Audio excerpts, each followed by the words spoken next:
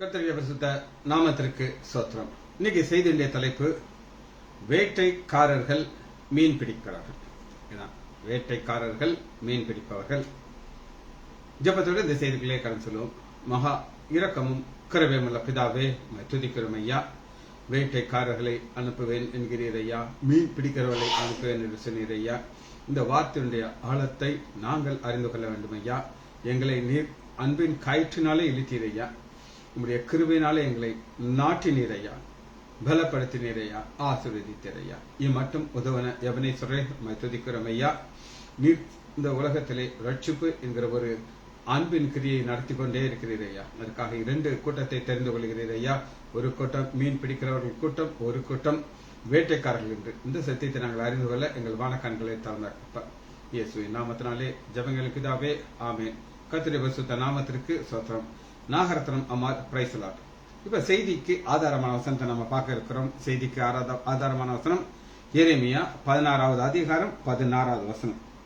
எரேமியா 16வது அதிகாரம் 16வது வசனத்துல ஆண்டவர் என்ன சொல்லுகிறார்? இந்த வசனத்தை வாசிக்கிறேன், அப்புறம் இந்த வசனத்துடைய ஆழத்துக்குள்ள போவோம். சரி, இதோ நான் மீன் பிடிக்கிற அநேகரை அழைத்து அனுப்புவேன். தேவன் இந்த உலகத்தை ரட்சிக்கிறார். ரட்சிப்பதற்காக 2 கூட்டத்தார அனுப்புகிறார். ஒரு கூட்டத்திற்கு என்ன பெயர் அப்படின்னு கேட்டீங்கன்னா, எரேமியா 16வது அதிகாரம் 16வது வசனத்துல இதோ நான் மீன் பிடிக்கிற அநேகரை அழைத்து அனுப்புவேன். நம்பர் 1. 2வது, அவர்களை பிடிப்பார்கள். மீன் பிடிப்பு முடிஞ்சிருச்சு. அப்புறம் என்ன நடக்கும் அப்படின்னு கேட்டீங்கன்னா, அதற்கு பின்பு வேட்டைக்காரராகிய அநேகரை அழைப்பு. அவர்களை எல்லாம் மலைகளிலும் குன்றுகளிலும் வேட்டார். இப்ப 2 கூட்டத்தார நம்ம பார்க்கிறோம். ஒரு கூட்டத்தார் யாருன்னா மீன் பிடிக்கிறவர்கள், ஃபிஷர்ஸ். இன்னொரு கூட்டத்தார் யாருன்னா வேட்டைக்காரர், ஹண்டர்ஸ். அதான் செய்திக்கு தலைப்பு, வேட்டைக்காரர்கள், 2வது மீன் பிடிக்கிறவர்கள். இத நீங்க புரிந்து கொள்வதற்கு ஒரு அதிகாரம் எடுத்துக்கொள்வோம். எல்லாமே பழைய ஏற்பாட்டிலிருந்து சில காரியங்கள் நம்ம இன்னைக்கு தியானிக்க இருக்கிறோம். எடுத்துக்கொள்வோமா? எசேக்கியேல்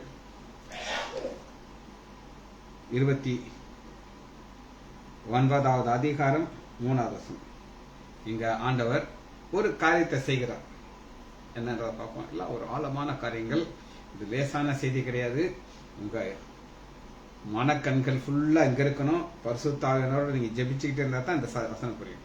ரைட், வாசிப்போமா? எசேக்கியேல் 29வது அதிகாரம் 3வது வசனத்தை வாசிக்கிறேன். கர்த்தராகிய ஆண்டவர் சொல்லுகிறது, எகிப்து ராஜாவாகிய பார்வோனே. ஆண்டவர் எகிப்து ராஜாவாகிய பார்வோனை பார்த்து என்ன சொல்லுகிறார் அப்படின்னு நீங்க கேட்டீங்கன்னா, இந்த எகிப்து ராஜாவாகிய பார்வோன் தான் என்ன நினைக்கிறான்னா, நான் தான் ஒரு கடவுள் அப்படின்னு நினைக்கிற ஆண்டவர் பேசுகிறார். என்ன பேசுகிறார் பாப்போமா? பார்வோனே, நீ உன் நதியின் நடுவிலே படுத்துக்கொண்டு, என் நதி என்னுடையது, நான் அதை எனக்காக உண்டு பண்ணினேன் என்று சொல்லுகிற பெரிய முதலையே, இதோ நான் உனக்கு விரோதமாக வந்து. அந்த பார்வோன் தன்னை ஒரு ராஜாவாக சொல்லுகிறார். அவருடைய பிள்ளைகள் மோசே வந்து கேட்கும்போது, எனக்கு உன் கடவுள் எல்லாம் தெரியாதப்பா, கோ கோ கோ கோ அப்படின்றான். அவனை பார்த்துதான் ஆண்டவர் சொல்றார், உன் வாயிலே துருடுகளை மாட்டி, உன் நதிகளின் மச்சங்கள் உன் செதுகளை ஒட்டுக்கொள்ளும்படி செய்து, உன்னை உன் நதிகளின் நடுவிலிருந்து தூக்கி விடுவேன். இது மீன் பிடிக்கிற ஒரு காரியம். மீன் பிடிக்கவே உன்னை நான் மீன் பிடிச்சிட்டேங்கிறார்.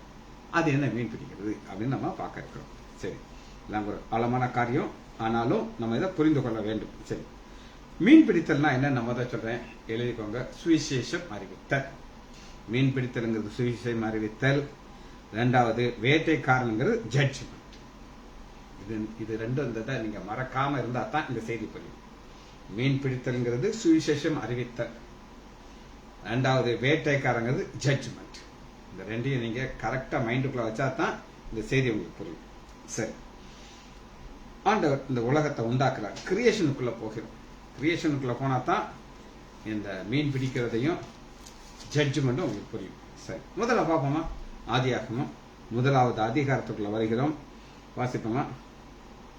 2வது வசனம், பூமியானது ஒழுங்கின்மையும் வெறுமையுமா இருந்தது. இது உண்டாக்குனது பரிசுத்த தேவன் தான் உண்டாக்கினார். அவர் உண்டாக்கும் போது எப்படி உண்டாக்குறார் சொல்லுங்க?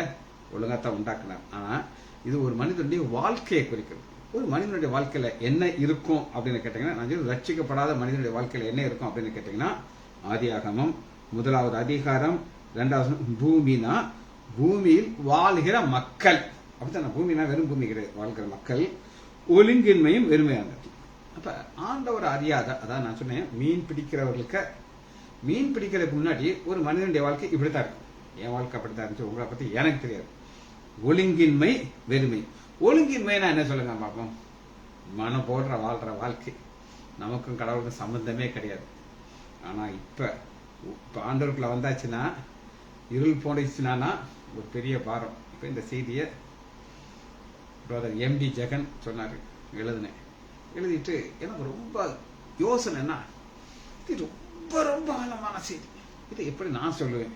எனக்கு புரிஞ்சிருச்சுன்னா, எனக்கு புரியல, நான் உங்களுக்கு சொல்லி தர மாட்டேன். ஆனா என் வாழ்க்கையில என்னைய மீன் பிடிக்கிறதுக்கு முன்னாடி நான் எப்படி இருந்தா இப்படிதான் இருந்தேன். ஆனா மீன் பிடிச்சிட்டார். மீன் பிடிச்ச பிறகு ஒழுங்கின்மையெல்லாம் போய் ஒழுங்கு வந்துருச்சு, இருள் போய் வெளிச்சம் வந்துருச்சு. அந்த வெளிச்சம் வந்தனால ஜட்ஜ்மெண்ட் எனக்கு கிடையாது. நம் கிறிஸ்து இயேசுக்குள்ளும்போது ஆனபடியால் கிறிஸ்து இயேசுக்குள் இருந்து மாமிசத்தின்படி நடக்காமல் ஆவின்படி நடக்கிறவர்களுக்கு ஆக்கினை தீர்ப்பு கிடையாது. ஆனா இந்த வசனம் என்ன சொல்லுது அப்படின்னு கேட்டீங்கன்னா, ஆதியாகமம் 1வது அதிகாரம் 2வது பூமியானது ஒழுங்கின்மையும் வெறுமை. வெறுமைங்கிறது எம்டி. உங்களுக்கு சொல்லியிருக்கிறேன். இந்த வெறுமையான இருதயத்திற்குள்ள, நல்லா சொல்றதை கேட்டுக்கோங்க, இது ஒரு மனிதனுடைய வாழ்க்கை. அப்படிதான் நீங்க பார்க்கணும். இவ்வளவு நாள் நீங்க எப்படி பார்த்துக்கிட்டீங்க எனக்கு தெரியாது, இப்ப எப்படிதான் பார்க்கணும். வெறுமைங்கிறது என்ன அப்படின்னு கேட்டீங்கன்னா, நமக்குள்ள ஒரு வேக்கம் இருக்கும். ஆண்டவர் ஒரு மனிதனை உண்டாக்கும் போது எம்டி ஸ்பேஸை உண்டாக்கிறார். அத மனிதர்கள் என்ன செய்வாங்க அப்படின்னு கேட்டீங்கன்னா, ஒரு நாள் மது போதைங்கிற ஒரு காரியத்துக்குள்ள போவாங்க, ஒரு சிலர் மங்கைங்கிறதுக்குள்ள போவாங்க. அப்படி ஒவ்வொருத்தரும் அந்த எம்டி ஸ்பேஸ், வெறுமைங்கிற ஒரு இடத்தை அதை வைத்து நிரப்ப முயற்சி பண்ணுவாங்க. ஆனா முடியாது. இந்த வெறுமைக்குள்ள ஆண்டவராக இயேசு கிறிஸ்து வரும்பொழுதுதான் அது ஃபில் ஆகும். அதனாலதான் நான் திரும்ப சொல்றேன், கவனமா கேட்டுக்கோங்க. நான் எங்க இருந்து ஆரம்பிச்சேன்னா, எரேமியா 16வது அதிகாரம் 16வது வசனத்திலிருந்து இந்த செய்தியை ஆரம்பிக்கிறேன். அந்த ஆண்டவர் 2 பேரை அனுப்புங்கிறார். ஒன்னு மீன் பிடிக்கிறவர்களை அனுப்புங்கிறார், அந்த வேட்டைக்காரர்களை அனுப்புங்கிறார். மீன் பிடிக்கிறது என்ன அர்த்தம்னா சுவிசேஷம் அறிவித்தார், வேட்டைக்காரர் ஜட்ஜ்மெண்ட். இவ்வளவு நான் சொல்லியிருக்கேன். திரும்ப நம்ம இந்த ஆழத்துக்குள்ள போகும்பொழுது, ஒரு கிரியேஷன்ல ஆண்டவர் உண்டு பண்ணும்போது, அந்த கிரியேஷன்ல பூமியில வாழ்கிற மக்களுக்குள்ள 2 இருந்தது. என்ன இருந்தது அப்படின்னு கேட்டீங்கன்னா, ஆழத்தின் மேல் இருள் இருந்தது, ஒழுங்கின்மையும் வெறுமையும் இருள். இந்த இருள் என்ன செய்யும் அப்படின்னு கேட்டீங்கன்னா, நம்முடைய ஆண்டவரை பார்க்க விடாதபடி இருள் நம்முடைய ஆண்டவரை பார்க்க விடாத செய்யும். நான் ரட்சிக்கப்படுறதுக்கு முன்னாடி என்னுடைய வயது ஏறக்குறைய 43 வயது. 43 வயசுக்கு சின்ன பைய கிடையாது. ஆனா அதுவரை இருள் என் வாழ்க்கையை மூடி என்னை உண்டாக்கினவரை பார்க்க முடியாதபடி செய்தது. அப்படி இருந்த என்னைய ஆண்டவர் மீன் பிடிச்சிட்டார், மீன் போட்டு என்னைய தூக்கிட்டார். தூக்கினதுனால எனக்கு என்ன கிடையாது, ஜட்ஜ்மெண்ட் கிடையாது. ஆனா 2வது என்ன வைத்திருக்கிறார் அப்படின்னு கேட்டீங்கன்னா, 2வது வசனம் பாருங்க, ஆகாய விரிவு இருக்கா பாருங்க. 4வது வசனம், ஆண்டவர் வெளிச்சத்தை உண்டு பண்ணிட்டாரு, வெளிச்சத்தையும் இருளையும் 2ஆ பிரிச்சுட்டாரு. அடுத்து 6வது வசனம் பாருங்க, பின்பு தேவன் ஜலத்தின் மத்தியிலே ஆகாய விரிவு உண்டாக கடவுது என்றார். இந்த ஆகாய விரிவு உண்டாக்கிட்டு 7வது வசனத்துல பாருங்க, அது அப்படியே ஆயிற்று. அதுல ஆண்டவர் என்ன சொல்லலைன்னா, அது நல்லது அப்படின்னு சொல்லல. 10வது வசனத்துல பாருங்க, தேவன் அது நல்லது என்று கண்டார். 12வது வசனம் பாருங்க, புல் பூண்டுகள் எல்லாம் உண்டாக்குறாரு, நல்லது அப்படிங்கிறார். எல்லாத்தையும் சொல்லிட்டு நல்லது நல்லது நல்லதுங்கிறார். 18வது வசனம் பாருங்க, தேவன் அவைகளுக்கு ஆகாய விரிவிலே சுடர்ல உண்டாக்குறார், நல்லதுங்கிறார். ஆனா இந்த ஆகாய விரிவை உண்டாக்கிட்டு நல்லதுன்னு அவர் சொல்லல. ஏன் சொல்லல அப்படின்னு கேட்டீங்கன்னா, அது எதுக்காக வைத்திருக்கிறார் அப்படின்னு கேட்டீங்கன்னா, ஜட்ஜ்மெண்ட். எதுக்காண்டி? ஜட்ஜ்மெண்ட். சரி, இப்ப முதல்ல இந்த இருள்னா என்ன நம்ம பார்க்க போறோம் பாருங்க. ஆதியாகமம் 1வது அதிகாரம் 2வது வசனம், ஆழத்தின் மேல் இருள் இருந்தது. அந்த இருளில் வாழ்கிற மக்களை வெளிச்சத்துக்கு கொண்டதற்கு தேவன் என்ன செய்தார் அப்படின்னு கேட்டீங்கன்னா, மத்தேயு 4வது அதிகாரம் 15வது வசனத்தை வாசிப்போம். மத்தேயு 4:15. இது ஆண்டவராகிய இயேசு கிறிஸ்து தன்னுடைய ஊழியத்தை ஆரம்பிக்கும் போது இங்கதான் ஆரம்பிக்கிறார். மத்தேயு 4வது அதிகாரம் 15 இருளில் இருக்கும் ஜனங்கள். இப்ப இந்த ஜனங்கள் எங்க இருக்காங்க? இருள் இருக்காங்க. காரணம், இன்னும் வெளிச்சம் வரல. உலகத்துக்கு வந்துருச்சு, அவர்களுக்கு வரல. அவருக்கு பாருங்க, பெரிய வெளிச்சத்தை கண்டாது. மரணம் இருக்கிறது. அப்ப மரண இருளில் இருக்கிற ஜனங்களுக்கு வெளிச்சம் வந்துருச்சு. வெளிச்சம் வந்ததுக்கு அப்புறம் அவங்க என்ன செய்யணும்னு சொல்லுங்க? மனம் திரும்புங்கள். மனம் திரும்புங்க. அப்ப என்னைக்கு ஆண்டவராக இயேசு கிறிஸ்துவை ஏற்றுக்கொண்டீங்களோ மனம் திரும்பணும். மனம் திரும்புறதுனா என்ன அப்படின்னு நான் சொல்றேன். இப்ப நான் ஒரு டைரக்ஷன்ல போயிட்டே இருக்கேன். அது பாவன்கிற ஒரு பாதை. சந்தோஷமா போயிட்டு இருக்கேன். பயங்கர குஷி. நான் பண்ணாத சேட்டைகள் கிடையாது. அந்த வாழ்க்கையை வாழும் பொழுது ஆண்டவர் மனம் திரும்புங்கிறாரு. அப்போ 180 டிகிரி டர்ன் இருக்கும். ஒரு உதாரணம் நான் சொல்றேன். இப்போ நான் கார்ல போயிட்டு இருக்கேன். எனக்கு கன்னியாகுமரி போகணுங்கிற டைரக்ஷன்ல போயிட்டு இருக்கேன். ஆனா நான் போக வேண்டியது மதுரை. கார் எங்க போயிட்டு இருக்குது? திருநெல்வேலி தாண்டிடுச்சு, பாளையங்கோட்டை தாண்டிடுச்சு, போய்கிட்டே இருக்குது. ஒரு ஆள்கிட்ட கேட்கறேன், என்ன மதுரை போறதுக்கு எவ்வளவு நேரம் ஆகுங்க அப்படின்னு நான் கேட்கறேன். லூசு, இப்படி போனா கன்னியாகுமரி வரும், கடலுக்குள்ள போய் நீ பொத்துன விழுந்துருவ. நீ மதுரை போனோம்னா அபவுட் டர்ன் போடு, 180 டிகிரி உன் காரை திருப்பி இப்படி போ, வந்த வழியில போனா மதுரை வந்துடும். இதுதான் நம்ம வாழ்க்கை. நான் இருளில் வாழும்போது நான் என்ன நினைச்சேன் அப்படின்னு கேட்டீங்கன்னா, நல்லா தானே இருக்கு, ஏசு எதுக்கு தேவை, ஜாலியா இருக்கு, நினைச்சதெல்லாம் நடக்குது, ஒரு குறை இல்லை அப்படின்னு வாழ்ந்துட்டு இருக்கிற இருளில் வாழும் பொழுது ஒரு மீன் பிடிச்சி இனி தூக்குன உடனே என்ன நடக்கணும் அப்படின்னு கேட்டீங்கன்னா, மனம் திரும்பணும். மனம் திரும்பின உடனே என்ன நடக்குங்கிறத உங்களுக்கு இயேசு இங்க ஒரு வெளிச்சமா பார்க்கிறோம். ஆனா வெளிப்படுத்துதல் 21வது அதிகாரம் 23வது வசனத்துல அவர் நித்தியத்தில் நமக்கு ஒரு விளக்கா இருக்கு. பரலோகம் போறோம், அங்கேயும் நமக்கு வெளிச்சம் யாரு? இயேசுதான், ஆட்டுக்குட்டியானவர் அதுக்கு விளக்காக இருக்கிறார். சரி, மனம் திரும்புறோம். மீன் பிடிக்கிறதுனா என்னன்ற இப்ப நான் காட்ட போறேன். மீன் பிடிக்கிறது நான் சொன்னேன் உங்களுக்கு, சுவிசேஷம் அறிவிக்கிறது, மீன் பிடிக்கிறது சொன்னேன். அது வசனம் உங்களுக்கு காட்டுறேன். லூக்கா 5வது அதிகாரத்துக்குள்ள வருவோம். 5வது அதிகாரம் 10வது வசனத்தை வாசிக்கிறேன். செபதேயு சீமோனுடைய கூட்டாளிகளான செபதேயு குமாரனாகிய யாக்கோபும் யோவானும் அப்படியே பிரமித்திருந்தார்கள். அப்பொழுது இயேசு சீமோனை நோக்கி, பயப்படாதே, இது முதல் நீ மனுஷர்களை பிடிப்பறல. மீன் பிடிக்கிறவர்களுங்கிறதுக்கு, மீன் பிடிக்கிறாங்கன்னா அவங்க என்ன அர்த்தம்? மனுஷங்களை பிடிக்கிறாங்க. இத கண்ணதாசன் அருமையான ஒரு ஸ்டேட்மெண்ட் சொல்லியிருந்தார். அது என்ன அப்படின்னு நான் உங்களுக்கு சொல்றேன். அதாவது உயிரோடு இருக்கிற மீனை பிடிச்சு சாக வச்சு மக்களுக்கு கொடுக்கறது ஒரு மீன் பிடிக்கிற வேலை. ஆனா மனுஷர்களை பிடிக்கிறோம்னா ஆவியில மறுத்தி கிடக்கிற மக்களை பிடிச்சு அவங்களுக்குள்ள ஒரு ஜீவனை கொடுத்து ஒரு நிச்சயத்துல கொண்டு போறது சுவிசேஷத்தை அறிவிக்கிறது. அருமையான காரியம். சாகடிக்கிறது மீன் பிடிக்கிறது. ஆனா நம்மளை தூண்டில் போட்டு அப்படி தூக்குறது மீன் பிடிக்கிறது. எப்ப மீன் ஆண்டவர் பிடிச்சிட்டாரோ அந்த மீன் பிடிக்கிற வேலையை முடிஞ்சிருச்சு. அடுத்து என்ன நடக்கும் அப்படின்னு கேட்டீங்கன்னா, இது ஒரு மீட்பின் திட்டம். அப்ப இந்த மீட்பின் திட்டத்தை பார்க்கறதுக்கு ஆண்டவர் சுவிசேஷங்கிற ஒரு காரியத்தை அனுப்புறாரு. அதுக்கப்புறம் என்ன நடக்குது அப்படின்னு கேட்டீங்கன்னா, இப்ப நான் உங்களுக்கு மீன் பிடிக்கிறதா என்ன நான் உங்களுக்கு காமிச்சிட்டேன். திரும்பவும் ஆதியாகமத்துக்குள்ள வருவோம். ஆதியாகமம் 1வது அதிகாரம்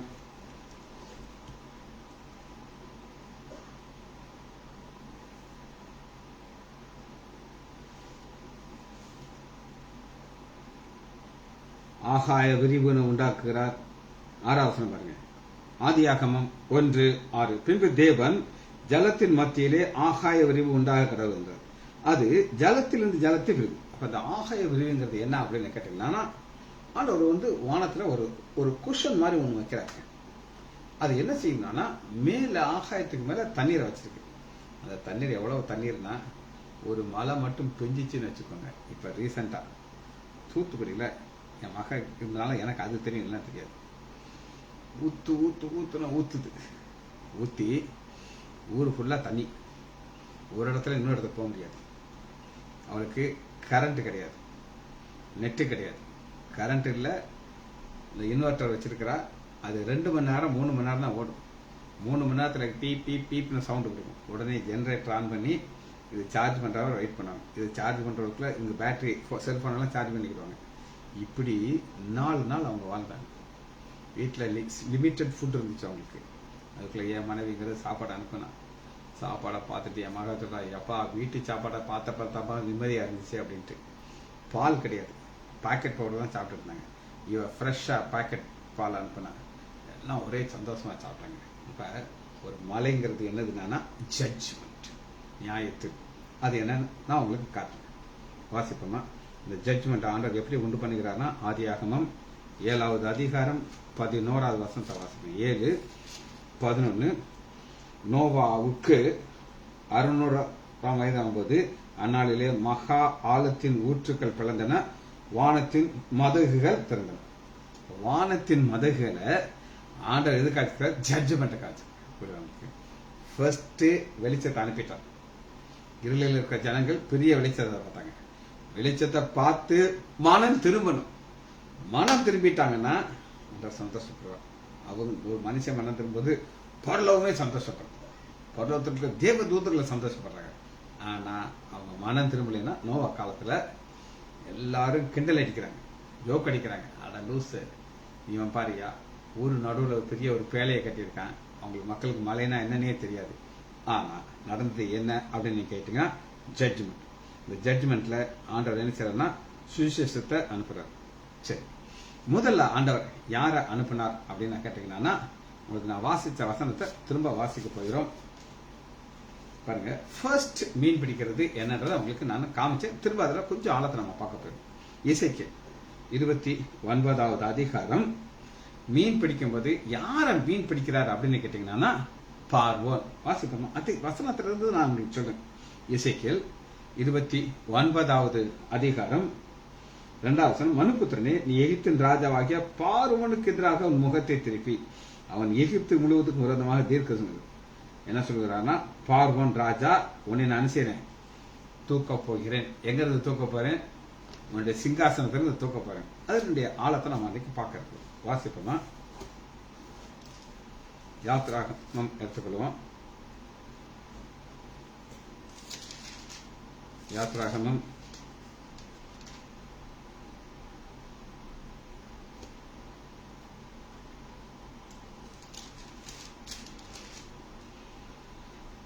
5வது அதிகாரத்துல 2வது வசனத்துல மோசே போய் கேட்கிறார் பார்வன்ட்ட, பார்வனே, எங்க ஆண்டவர் எங்க கடவுள் எங்களைய வனாந்தரத்துல போய் அவருக்கு ஆராதனை பண்ணணும் சொல்றாங்க. ரொம்ப ரிக்வெஸ்டா கேட்கிறான். அவன் என்ன சொல்றான் அப்படின்னு கேட்டீங்கன்னா, அதுக்கு பார்வோன், நான் இஸ்ரவேலரை போகிறதுக்கு கர்த்தர் வார்த்தைக்கு அவர் யார்? நான் அவரை அறியேன், எனக்கு தெரியாதுப்பா அப்படிங்கிறார். ஆண்டவர் தெரியாதுன்னு சொல்லிட்டாருன்னா குவைட்டா இருக்க மாட்டார், தெரிய வைப்பாரு. ஆனா தெரிய வைக்கிறதுக்கு அவர் சில டெக்னிக் யூஸ் பண்றாரு. அதான் பயங்கரமான டெக்னிக். இப்ப பார்வோன் பெரிய கடவுள், அந்த கடவுள்ல எல்லாரும் வணங்குவாங்க. இப்ப ஆண்டவர் இவனை பிடிக்கணும், மீன் பிடிக்கணும். மீன் பிடிக்கிறதுக்கு என்ன செய்கிறார் அப்படின்னு கேட்டீங்கன்னா, யாத்ராகமம் 12வது அதிகாரம் 12வது வசனத்துல பாருங்க. மீன் பிடிக்கிறதுக்கு 12 அந்த ராத்திரியிலே நான் எகிப்து தேசம் முழுவதும் மனிதர் முதல் மிருகம் அதம் பண்ணி எகிப்துள்ள தேவர் மேல் நீதியை செலுத்துவேன், நானே கர்த்தர். நானே கர்த்தர் அப்படின்னா என்ன அர்த்தம் அப்படின்னு கேட்டீங்கன்னா, நான் மட்டும் தான் கர்த்தர். இன்னைக்கு எங்க ஆஸ்பத்திரியில் எத்தனையோ டாக்டர் இருக்காங்க, நம்பர்லெஸ் டாக்டர்ஸ். ஒரு காலத்துல எங்க அப்பா மாத்திரம் தான் டாக்டர். ஒரு கோயில் வர முடியாது, நல்லதோ கெட்டதோ எங்க அப்பா தான் ட்ரீட்மெண்ட். எல்லாருக்கும் நல்லாயிரும், சந்தோஷமா போவாங்க. ஆனா இப்ப பாத்தீங்கன்னா அத்தனை டாக்டர் ஆஸ்பத்திரிக்குள்ள. இப்ப இங்க ஆண்டவர் சொல்றாரு, நான் மட்டும்தான் என் கடவுள், பார்வோன் கிடையாது. பார்வோனை நான் மீன் பிடிக்க போகிறேன், தூண்டில் போட போகிறேன். இந்த தூண்டில் போடுறதுக்கு ஆண்டவர் யார் அனுப்புறார்? மோசே அனுப்புறார். மோசே போய் நிற்கும் போது தேவன் தன்னுடைய வல்லமையை மோசே மூலமாக கடத்தி விடுகிறார். மோசையை ஒரு சேனலாக தெரிந்து கொள்கிறார். சேனல் என்னங்க? அவர் மூலமாக இந்த செய்தி. இது எப்படி புரிய வைக்கிறதுனா, பிரதர் எம்டி ஜெகன் இந்த செய்தியை கொடுத்தார். நீங்க எத்தனை பேர் கேட்டீங்கன்னா எனக்கு தெரியல. யாராவது ஒருத்தங்க கேட்டிருந்தீங்கன்னா, அது யாரு கேட்டாங்களோ எனக்கு இதுல நீங்க சின்னதா ஆமேன் போடுங்க, நான் ஒத்துக்கிறேன். ஏதாவது ஒரு சிம்பிள் போடுங்களேன். நீங்களும் யூடியூப் பாக்குறீங்க, நான் எங்கேயும் வானத்திலிருந்து கொண்டாடல. நான் அதை கேட்கிறேன். கேட்டு உள் வாங்கி நோட்ஸை ஃபுல்லா எழுதி என்னுடைய காரியங்களா அதில் இணைப்பேன். நான் வெறுமனே அப்படி அவர் சொன்ன வேர்ட் பை வேர்ட் நான் சொல்ல மாட்டேன். கம்ப்ளீட்டா வித்தியாசமா சில காரியத்தை தான் நான் உங்களுக்கு சொல்லிக் கொடுப்பேன். அப்ப அந்த காரியத்தை நான் செய்தது எதற்காக நான் செய்யறேன் அப்படின்னு கேட்டீங்கன்னா, ஆண்டவர் என்னையை தெரிந்து கொண்டார். ஜானகிமால் கேட்டாங்களான்னு தெரியல. ஆமா, ஜானகிமால் ஆமேன் போட்டிருக்காங்க. அப்ப அவங்க கேட்டிருக்காங்கன்னு நான் விசுவாசிக்கிறேன். சரி, அவங்க கேட்டாங்கன்னா ரொம்ப சந்தோஷம். இப்ப நானே கர்த்தர். இப்ப மோசே மூலமாக ஆண்டவர் சுவிசேஷத்தை சொல்லுகிறார். என்ன சொல்ற? சுவிசேஷம். எப்படி அதை சொல்லுகிறார் அப்படின்னு நீங்க கேட்டீங்கன்னா, அவங்கள்ட்ட இருக்கிற ஒவ்வொரு கடவுள் மேலேயும் ஆண்டவர் தன்னுடைய பவரை காட்டுகிறார். நான் ஏற்கனவே சொல்லியிருக்கேன், அதனால ஷார்ட்டா சொல்லி முடிச்சிருக்கேன். டீட்டெயிலா ஏற்கனவே சொல்லியிருக்கேன் உங்களுக்கு. நைல் நதிங்கிறது ஒரு கடவுள். பார்வோனுடைய தாய் தகப்பன் அப்படின்னு 2 பேர் இருக்காங்க. சூரியன்கிறது ஒரு கடவுள், நைல் நதிங்கிறது ஒரு கடவுள். நைல் நதிங்கிறது தகப்பன். நம்ம ஊர்ல எல்லாம் நதிகள் பெண்களா பார்ப்போம், ஆனா இங்க இது ஆண் தான் நதி. சூரியன்கிறது தன்னுடைய தாய். சூரியன் தாய் வரும்பொழுது பார்வோன் காலையிலேயே எங்க போயிடுவாரு? அந்த நைல் நதிக்கு போயிடுவார். இப்போ கூட அந்த ஆசாரியர்கள் எல்லாம் கூட வருவாங்க. வரும்பொழுது அவர் என்ன செய்வார்னா, அந்த நைல் நதி தண்ணியை அப்படியே எடுத்து அது மேல தூக்கி விடுவார். தூக்கி விடும்போது அந்த சன் ரேஸ் ஆகும்போது இந்த சூரிய ஒளி கதிர்கள் அது அப்படியே படும். எல்லாரும் மியூசிக் போடுவாங்க, எல்லாரும் சத்தமா அந்த கடவுளுடைய சில ஸ்லோகங்கள் சொல்லி அந்த தகப்பனையும் தாயையும் வரவேற்கிறாங்க. யார? சூரியன்கிற ஒரு கடவுள், ரா அந்த கடவுளுடைய பேர். இந்த நைல் நதிங்கிற ஒரு கடவுள் என்ன செய்யறாரு? அப்படியே தண்ணி தூக்கி போடுவார். இப்ப ஆண்டவர் என்ன செய்யறாருன்னா, எப்பா இதுல இருந்து கடவுள் கிடையாதுப்பா, இது நான் உண்டு பண்ண ஒரு சிருஷ்டிகள். அதனால நான் என்ன செய்ய போறேன் அப்படின்னு கேட்டீங்கன்னா, எகிப்து தேவர்கள் மேல், யாத்ராகமம் 12வது அதிகாரம் 12வது வசனம், எகிப்து தேவர்கள் மேல் நீதியை செலுத்துவேன். நீதியை செலுத்துவேன். அது கடவுள் கிடையாது. அவங்களுக்கு தவளைங்கிறது ஒரு கடவுள். தவளைங்கிற ஒரு கடவுள் அவங்கள பயங்கரமான அப்படியே செழிப்பின் கடவுளா அவங்க வச்சுட்டு இருக்காங்க. ஆனா ஆண்டவர் இது கடவுள் கிடையாதுன்னு சொல்லி அவங்க புரிய வைக்கிறதுக்கு தவளை அப்படியே பெருக்கிறார். கூட்டி கூட்டி கூட்டி கூட்டி அது மாவு பேசுற தொட்டியில விழுகுது, சாப்பிடுற பிளேட்ல விழுகுது. இதை அடிச்சு கொல்லவும் முடியாது, ஏன்னா அது சாமி, அவங்க கொல்ல முடியாது. எல்லாம் முடிக்கிறாங்க திருன்னு சொல்லி. இப்ப ஆண்டவர் செய்றாரு, இந்த பாரு, உன்னால இதை ஒன்றும் செய்ய முடியாது. பேனுங்கிற ஒரு கடவுள் ஃபுல்லா பேனை உண்டாக்கிறாரு. இப்படி ஒவ்வொரு அவங்களுடைய எதெல்லாம் அவங்க கடவுள்னு வணங்குறாங்களோ, சுவிசேஷங்கிறது என்ன அப்படின்னு கேட்டீங்கன்னா, ஆண்டவருடைய மனக்கண்களை திறக்கிறார். இது கடவுள் கிடையாது, நான் தான் கடவுள்னு சொல்லி அந்த நேரத்துல புரிய வைக்கிறதுக்கு முயற்சி பண்றாரு. ஆனா பார்வனுக்கு புரியறாப்லயே கிடையாது. அதனால பின்னாடியே யார் அனுப்புறாரு? வேட்டைக்காரன் அனுப்புறாரு.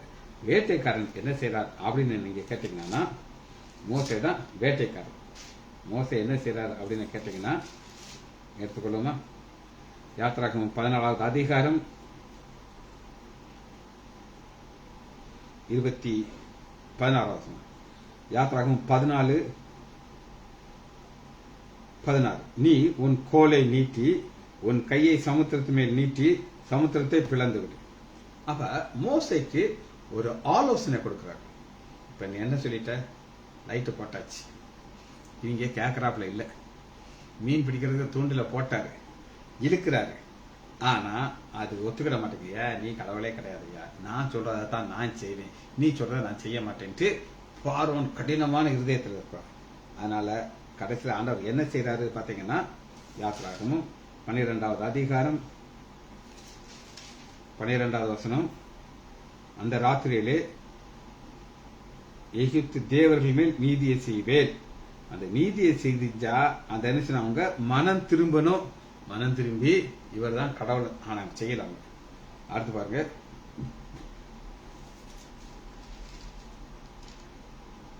13வது அதிகாரம் 31வது வசனம். ராத்திரியிலே அவன் மோசேயையும் ஆரோனையும் அழைப்பித்து, நீங்கள் சொன்னபடி கர்த்தரை ஆராதனை நீ செய்ய, நான் செய்ய மாட்டேன். புரியுதா? ஆண்டவர் சொல்றாரு, இவரு நீ மனம் திரும்பணும், நீ இருள இருக்கிற, இதுதான் கடவுள் நினைச்சிட்டு இருக்க, ஆனா நான் தான் யெகோவா கடவுள்னு சொல்லும் போது அவன் என்ன சொல்றான் அப்படின்னு கேட்டீங்கன்னா, 32, நீங்க சொன்னபடி உங்கள் ஆடு மாடுகளின் ஓட்டு என்னையும் ஆசீர்வதிங்க. அதாவது என்னை நீ ஆசீர்வதிப்பா, ஆனா நான் உங்க கடவுளை ஏற்றுக்கொள்ள மாட்டேன். இதுதான் பிரச்சனை. இப்போ இவனுக்கு என்னதான் பண்ணணும்? ஜட்ஜ்மெண்ட் தான் கொடுக்கணும். அப்படிதானுங்க. வேட்டைக்காரன் அனுப்பணும். இந்த வேட்டைக்காரங்கிறது யார் அப்படின்னு கேட்டீங்கன்னா வாசிப்போம். வேட்டைக்காரன் உங்களுக்கு காமிச்சு யாத்திராகமும் 14வது அதிகாரம். ஆண்டவர் எந்த செங்கடல் அவங்களுடைய கடவுள் நினைச்சிட்டு இருக்காங்களோ அங்கேயே புதைச்சிட்டார். 23 வசனம். யாத்திராகமும் 14:23. அப்பொழுது எகிப்தியர் சகல வந்து பார்ந்த சகல குதிரைகளோடு பின்னாடி போறாங்க. தேவன் முள்ள வர்றாரு, கடலை மூடிடுறாரு. முடிஞ்சிருச்சு, இனி சான்ஸ் கிடையாது. நல்லா கேட்டுப்பாங்க. அந்த 2 காரியத்தை செய்வார்.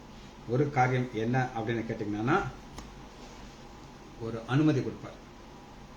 கடவுள் நான் தான் சொல்லி ப்ரூவ் பண்ணுவார். நீ மனம் திரும்பலையா, பின்னாடியே யார் வருவா? வேட்டைக்காரர் வாங்க. வேட்டைக்காரர் வந்து என்ன செய்வாங்க? கம்ப்ளீட்டா முடிச்சுவாங்க.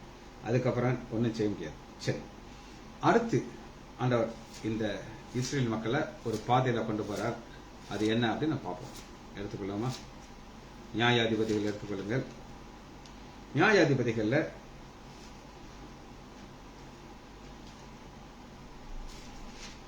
2வது அதிகாரம் 12வது வசனம் 11வது வசனம். அப்பொழுது இஸ்ரேல் புத்திரர் கர்த்தருக்கு பொல்லாததை செய்து பாகாலை செய்வித்து தங்கள் பிதாக்களை எகிப்திலிருந்து புறப்படின அவருடைய தேவனுடைய கட்டளை விட்டு. இப்ப நல்லா கேட்டுக்கோங்க. நான் 2 காரியம் சொல்லியிருக்கேன். இப்ப மீன் பிடிக்கிறவள ஆண்டவர் அனுப்புவார். இந்த மீன் பிடிக்கிறவள அனுப்பிட்டாரு. அனுப்பி இவர்கள் எங்க கொண்டாட்டார்? பாலும் தேனும் உடைக்கிற தேசத்துக்குள்ள கொண்டாந்துட்டார். கொண்டாந்துட்டு இப்ப என்ன செய்யறாரு அப்படின்னு கேட்டீங்கன்னா, ஒரு ஆப்ஷன் கொடுக்கிறார். விக்கிரங்களை நீ வணங்க போறாயா, என்னை வணங்க போற. இப்ப இந்த ஆப்ஷன் கொடுக்கும்போது நம்ம என்ன செய்யணும் அப்படின்னு கேட்டீங்கன்னா, நியாயாதிபதிகள் 2வது அதிகாரம். அந்நிய சேவர்களை பின்பற்றி அவர்களை பணிந்து கொண்டு கர்த்தருக்கு கோபம் போட்டார்கள். அவர்கள் கர்த்தரை விட்டு. இது என்ன அப்படின்னு நீங்க கேட்டீங்கன்னா, நம்முடைய ஆண்டவருடைய ஒரு பெரிய ஒரு கேரக்டர்னா அவருக்கு விக்கிரகம்னா பிடிக்காது. அவரை தவிர விக்கிரகத்தில் போனா அவருக்கு கெட்ட கோபம். என் வாழ்க்கையில பார்த்துருக்கேன். எங்க ஹாஸ்பிட்டல்ல ஒரு அம்மா, லீலா அம்மா அப்படின்னு ஒரு அம்மா, இன்னைக்கு அது வேலை பார்த்துட்டு இருக்கு. அந்த அம்மா நல்லா பைபிளை வாசிக்கும், ஜெபம் பண்ணும், நல்லா ஆவிக்குரிய அம்மா. அதுக்கு ஒரு பையன் சுரேஷ், எல்லாரும் பார்த்துருப்பீங்க. நான் சொல்றது ஒன்றும் ரகசியம் கிடையாது. இந்த சுரேஷுங்கிற பையன் பைபிள் ஸ்டடி பண்ணுவான், பைபிளை வாசிப்பான். ஆனா அவனுக்குள்ள அந்த விக்கிரகத்தின் ஆவி வந்துருச்சு. அன்னைக்கு பார்த்தீங்கன்னா ஒரு சைக்கிள் செயின்ல ஒரு விக்கிரகத்தினுடைய இதை மாட்டியிருக்கான். கழுத்துல ஒரு டாலர், விக்கிரகத்தின் டாலரை மாட்டியிருக்கான். நான் பார்த்தேன், என்னப்பா மாட்டியிருக்கேன்னு கேட்டேன். எல்லாம் ஒரே கடவுள் தான் சார், நீங்க தான் ஏசு ஏசுங்கிறீங்க, எல்லாம் ஒண்ணுதான் அப்படின்ட்டான். நான் ஒண்ணுமே சொல்லலை, குவைட்டா இருந்துட்டு நான் பேசவே மாட்டேன். கொஞ்ச நாளிலே வேலையை விட்டு அவனா போறேன்னா எங்கள்கிட்ட வந்து என்கிட்ட வந்து கேட்டான், சார் உங்க ஆஸ்பத்திரி வேலையோட ஒரு பெரிய ஆஸ்பத்திரி வேலை, பெரிய ஒரு ஆபீஸ்ல நீ வேலைக்கு கூப்பிடுறாங்க, நான் போலாமான்னு. சந்தோஷமா போப்பா, சந்தோஷமா போ அப்படின்னு நான் சொன்னேன். எங்க அண்ணன் வந்து கேட்டிருக்கேன், நான் வேலையிட்டு போறேன் அப்படின்னு சொல்லி. அப்ப சிக்குவுக்கு திருமணம். அண்ணன் சொன்னாரு, நீ கொஞ்சம் வெயிட் பண்ணி இந்த மேரேஜ் முடிஞ்ச பிறகு, சார் வேலை போயிடுச்சுன்னா நீங்களா சார் கொடுப்பீங்க, ரொம்ப தைரியமா பேசினா போயிட்டான். ஆனா அதுக்கப்புறம் போய் அவ்வளவு கஷ்டம். திரும்ப வேலை வைக்க கேட்டான். லீலாமா என்கிட்ட வந்துச்சு. அப்பதான் என்னுடைய சர்ஜரி, பைபாஸ் சர்ஜரி முடிஞ்சிருக்கு 2015. அந்த டயத்துல கேட்டப்ப அண்ணன் நோ சொல்லிட்டார். இப்படி தலையாட்டிட்டார். நோ, எப்படியோ ட்ரை பண்ணி பாக்குறாங்க, வாசல் மூட்டு கொண்டுட்டான். இன்னைக்கு அவன் கஷ்டப்படுறான். என்னைக்கு விக்கிரகத்திட்ட போயாச்சோ அன்னைக்கு ஆண்டவர் ஜட்ஜ்மெண்ட் கொடுப்பாரு. இந்த ஜட்ஜ்மெண்ட்ல பயங்கர கஷ்டங்கள் இருக்கும். சரி, இப்ப பாருங்க, ஆண்டவர் ஒரு வேட்டைக்காரல் அனுப்புறாரு. அது யார் அப்படின்னு கேட்டீங்க, நியாயாதிபதிகள் 3வது அதிகாரம் 8வது வசனம். நியாயாதிபதிகள் 3:8. கர்த்தர் இஸ்ரவேல் மேல் கோபம் உண்டு. ஏன் கோபம்னாங்க? அவங்க விக்கிரகத்தை கேட்டாங்க. அவர்களை மொசபோத் அமையா ராஜாவுக்கு கூசான் ரிஷி தாய்மையின் கையில விட்டு போடுறார். இப்ப இந்த கூசான் ரிஷி தாய் என்ன செய்வான் அப்படின்னு கேட்டீங்கன்னா, அடி நிமித்திடுவான், பெண்டு நிமித்திடுவான். அதாவது எப்பவுமே ஆண்டவருக்கு ஒரு பெரிய சமாதானம் இருக்கும். ஒரு சின்ன ஒரு சம்பவத்தை சொல்றேன். மல்லாங்கனுங்கிற ஒரு ஊர் இருக்கு. அங்க ஒரு ஏஜி சர்ச்சுக்கு போடுற ஒரு அண்ணன் என்ற வருவார். கொஞ்சம் வயசானவர். அவர் வேலை என்னன்னா, இந்த எலக்ட்ரிக்கல் திங்ஸ் எல்லாம் சரி பண்ணுவார். இந்த கம்ப்யூட்டர்ல இந்த ஆடியோ வீடியோ இந்த மாதிரி திங்ஸ் எல்லாம் சரி பண்றாரு. அவர் என்கிட்ட வந்து சொல்லுவார், சார் இந்த ஆண்டவர் ரொம்ப சிக்கலான ஆண்டவர் சார். என்னங்க சிக்கல்? அவர் கூட இருந்தால் நல்லா ஜாலியாக வச்சுக்கிடுவாரு. கொஞ்சம் தூரமா போனா ஃபுட்பால் மாதிரி, அந்த வார்த்தை தெரிஞ்சு ஃபுட்பால் மாதிரி அடிப்பாரு, ஃபுட்பால் மாதிரி எங்கேயோ போய் விடும். அப்புறம் ஏசப்பான ஓடி வரும். நான் சொன்னேன், ஏங்க ஆண்டவருடைய கூட இருந்து அவர் போற பாதையில கொண்டு நல்லா தான் இருக்கும், ஆனா விட்டு போனா அடி நிமித்திடுவார் சார். ஃபுட்பால் அடி தான் உங்களுக்கு சார். அதே தான் இங்க நடக்குது பாருங்க. வெற்றி போட்டார். இப்படி இஸ்ரேல் புத்திரர் கூசாந்தவர்களை 8 வருஷம் சேவித்தார்கள். ஆனா ஆண்டவர் என்ன செய்வார்னா மறுபடியும் பாருங்க, இன்னும் லைட் அனுப்புறாரு பாருங்க. இஸ்ரேல் புத்திரர் கர்த்தரை நோக்கி கூப்பிட்ட போது கர்த்தர் இஸ்ரேல் புத்திரரை ரட்சிக்கும்படி காலேபின் தம்பியாக அனுப்புறார். ரட்சகனை அனுப்புகிறார். இப்படி நடந்துகிட்டே இருக்கும். இந்த வாழ்க்கை இப்படி போயிட்டே இருக்கும். ஆனா ஆண்டோடைய எதிர்பார்ப்பு என்ன அப்படின்னு கேட்டீங்கன்னா, இன்னும் ஒரு சம்பவத்தை உங்களுக்கு காட்டுறேன்.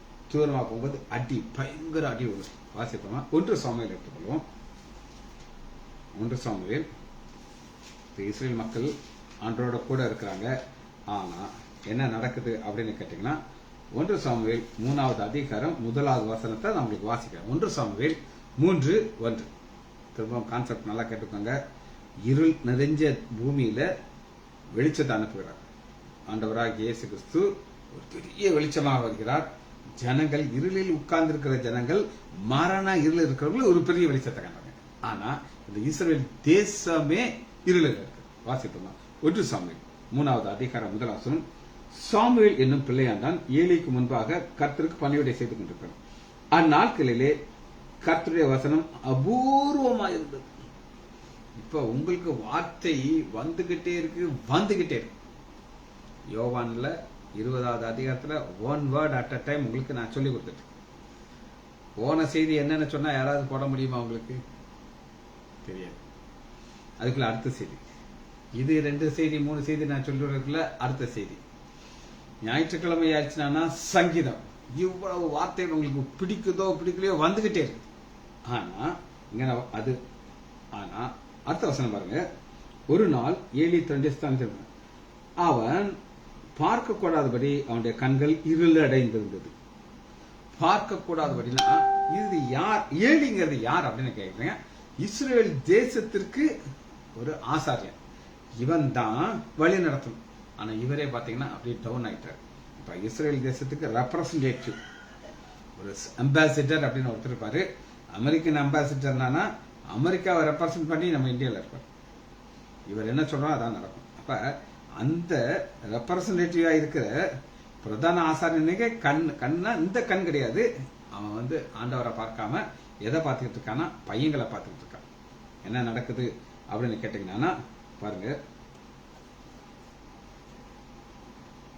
12வது வசனம் பாருங்க. 3:12 1 சாமுவேல். நான் ஏலியின் குடும்பத்திற்கும் விரோதமாக சொன்ன யாவையும் அந்நாளிலே அவன் மேலே வர பண்ணுவேன், அதை தொடங்கவும் அதை முடிக்கவும் போயிடும். ஆண்டவர் ஜட்ஜ்மெண்ட் கொடுத்துட்டான் பாருங்க. தேசம், அந்த தேசத்துல இருக்கிற தலைவர், அதாவது ஏலி, தன் பிள்ளைகளை கண்ட்ரோல் பண்ண மாட்டேங்கிறான். அதனால என்ன செய்தார் அப்படின்னு கேட்டீங்கன்னா,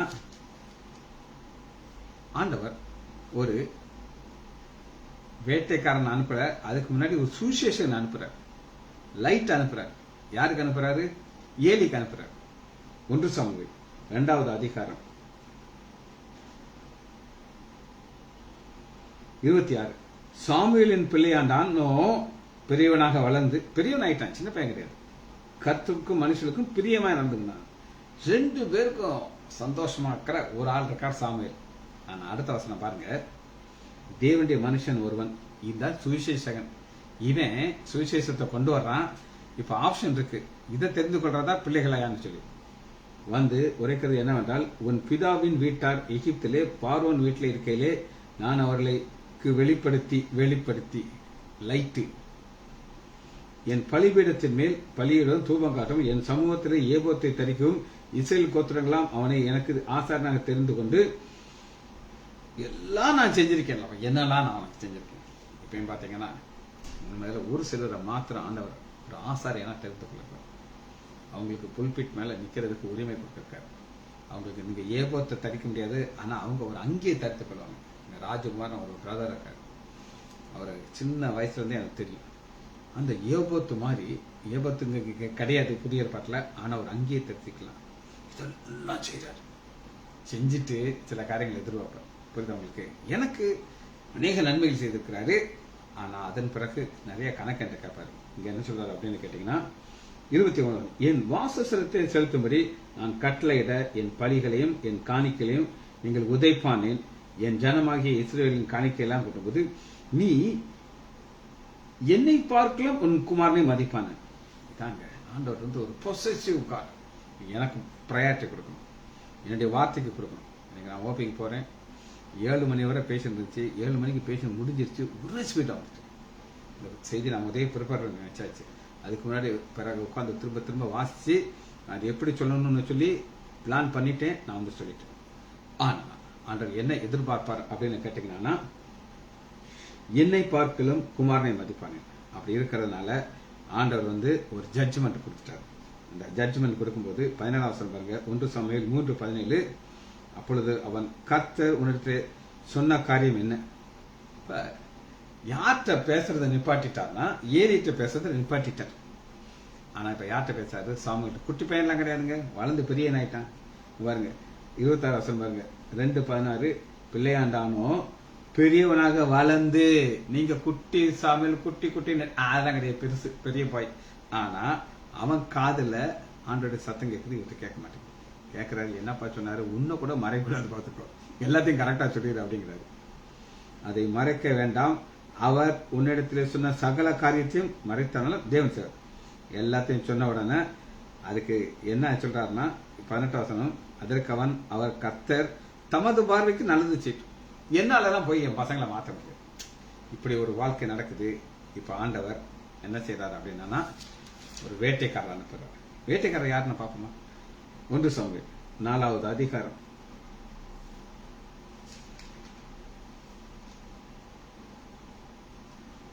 பெலிஸ்தியர் 4வது அதிகாரம்.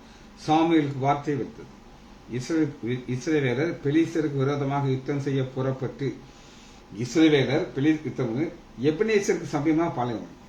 பெலிஸ்தியரோ இப்ப அணிவகுத்திருக்கும் பொழுது பெலிஸ்தியர் நினைச்சாங்க, இஸ்ரவேலர் பெலிஸ்தருக்கு முன்பாக முறியடிக்கப்பட்டார்கள், 4000 பேர் காலி. இப்ப அடுத்து என்ன நடக்குது அப்படின்னு கேட்டீங்கன்னா, பெட்டி பிடிக்கப்படுது. பெட்டி பிடிப்பட்ட உடனே அந்த ஜட்ஜ்மெண்ட் யாருக்கு வருது அப்படின்னு கேட்டீங்கன்னா 1 சாமுவேல் 4வது அதிகாரம் 18 வசனம். ஏலி கழுத்து உடைஞ்சி டெத், பிடரி முடிஞ்சு செத்து போயிட்டான். 19வது வசனம் பாருங்க, பினகாசின் மனைவியாகிய அவள் மருமகள் நிறைய மாச கர்ப்பிணியா இருக்கிறா. தேவனுடைய பெட்டி பிடிபட்டதையும் தன் மாமனார் தன் புருஷன் இறந்து போனதையும் கேள்விப்பட்டு குனிந்து பிரசவித்தார். ஒரு ஆண் குழந்தைய பிறந்துட்டு என்ன சொல்ற, எக்கோபோத் அப்படிங்கிற. எக்கோபோத்னா மகிமை இஸ்ரேல் தேசத்தோடு கலந்து போயிடுச்சு. நல்லா சொல்றேன், கேட்டுக்கோங்க. ஆண்டவர் முதல்ல சுவிசேஷத்தை அனுப்புவார். இங்க ஒரு தீர்க்கதரிசி அனுப்புறாரு, பேசுறாரு, கேட்க மனசுல விட மாட்டார். பின்னாடியே யார் அனுப்புவாரு? வேட்டைக்காரர் பிலிஸ்தியர் வந்து ஆண்டவர் சொன்னபடி எல்லாம் செய்து முடிச்சாங்க. ஜெபிச்சு முடிப்போமா? மகா இரக்கமும் கிருபையுமுள்ள பிதாவே, துதிக்கிறோம் ஐயா.